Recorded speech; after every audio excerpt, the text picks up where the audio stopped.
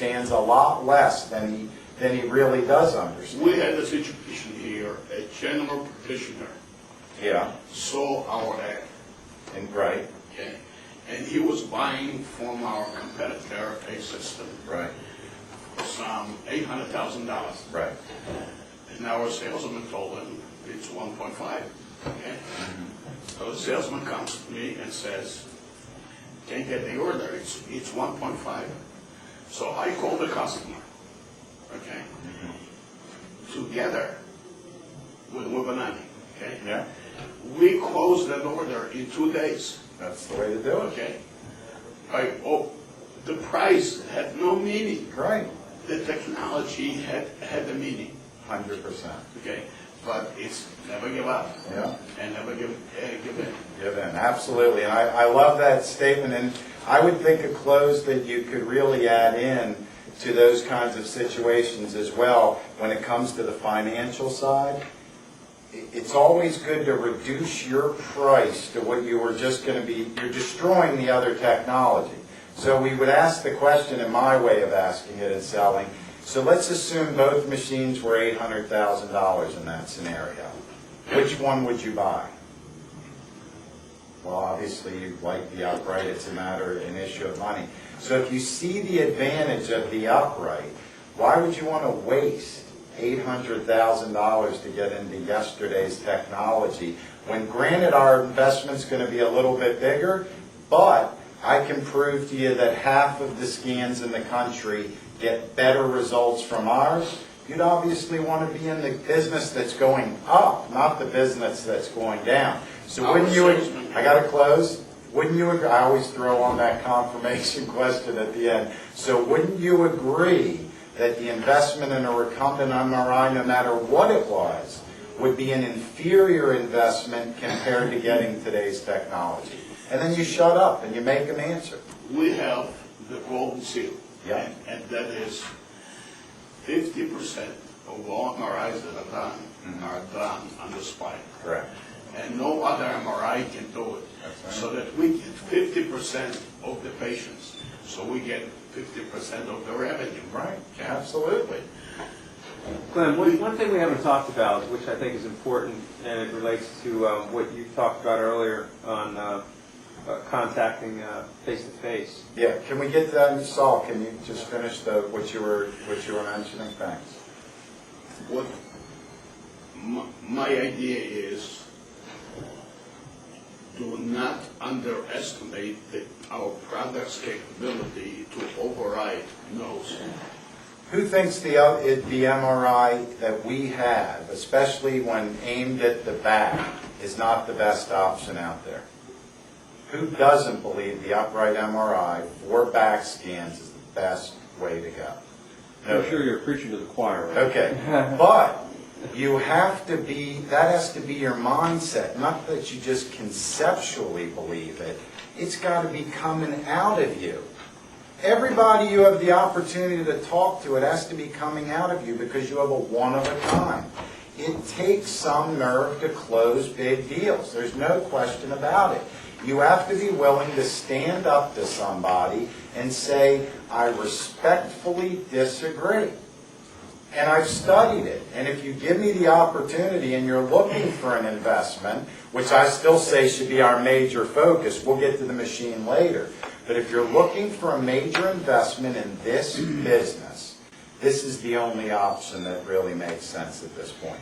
You can either get into the business where everybody's making chocolate chip cookies, or you can go out and you make a different kind of cookies. You want to compete where everybody, and I don't think any doctor, I know lots of doctors that drive the best car that's out there, they have to have the best of everything. I want to know what else you doctor, when it comes to you, that you skimp on. What do you skimp on? Nothing. You don't ever skimp on anything. You want the best. So why would you even consider yesterday's technology? I'll tell you what, Doc, I got a bunch of them in the warehouse. I'll give them to you for $400. You don't want those for any price. I got a bunch of them in the warehouse. I'll give them to you for $400. You don't want those for any price. If it's the wrong product, you don't want it for any price. But if it makes complete sense, it's exactly what you want. So I keep turning it right back on them. And that's why I think the setup of the sale is so important. Questioning them, knowing what kind of investor they are, knowing what kind of investments they like, what their net worth is, all these things first.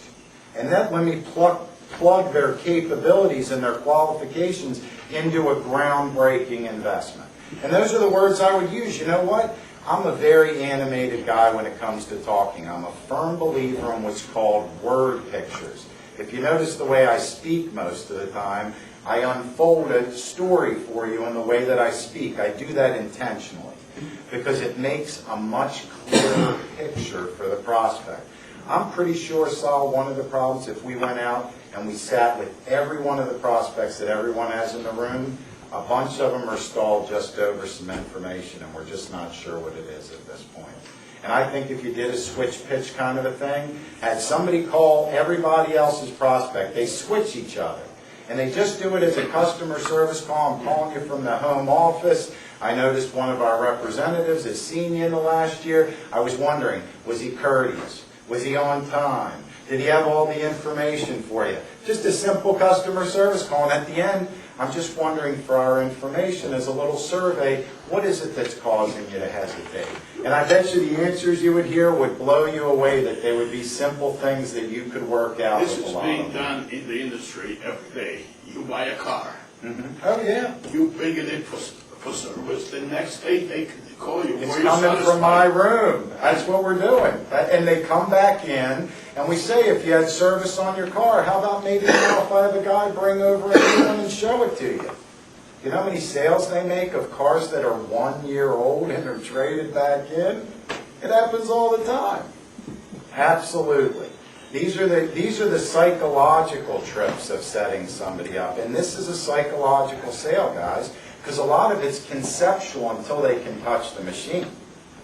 It really is a conceptual sale. If you had a physical sale where we could carry one around, if there was one in a truck, I saw in something there was a truck, I've already got a whole business plan for MRIs and trucks, so we'll talk about that another time. But, Somebody invented it over here. yeah, I know, I saw it.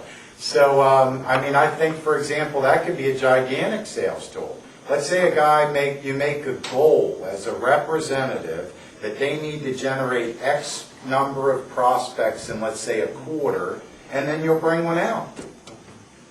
Or you'll set up a place in another territory where you gather everybody up and you take them all there as a group. Who's proposed this at a dinner? With a number of people. Not just, very good, how did it go? Very well. They receive it very well because in that situation, generally, they know they can't be sold at that point because there's other people there. So they relax, they sit back, they absorb the information. You don't try to sell them anything. You promise when you're making the appointment that you won't try to sell anything. And at the end of the appointments fall for the next day and the day after in huge numbers. Because why would I invest? This is what, and I want to get to this point. Let's think like the investor for a minute again. Why would I want to come out to a meeting where I was going to be beaten up to sell, have something sold, where I could go out and you offer to me a very nice, calm way with a bunch of other people so I know I'm not going to be pressured? Their mindset is completely different. And that's what you probably found. They sit back and relax. They feel you're making an investment in them, so you must be secure about what you're offering, or you wouldn't be wasting your money. And these are all credibility things. If you just show up at somebody's office, you look like a slob, you just rolled out of bed, your car looks like it has never been taken care of, you look like you don't take care of yourself, the credibility doesn't open the door at that point. You need to go out where you're saying, Mr. Smith, Mr. Investor, Mr. Doctor, Mr. Anything. I am the expert, next to the expert on this machine. People want to do business with successful people. 100%. I have guys who sell home improvements in Compton. You know where Compton is in LA? It's not the nice part of town. And they all go in dressed to the hilt in the nicest car they can drive. And people would say, people are going to think you're making too much money. If I pull in a piece of junk car, they're going to go, why would you? I'll never see him again. He's gone and forgotten, working out of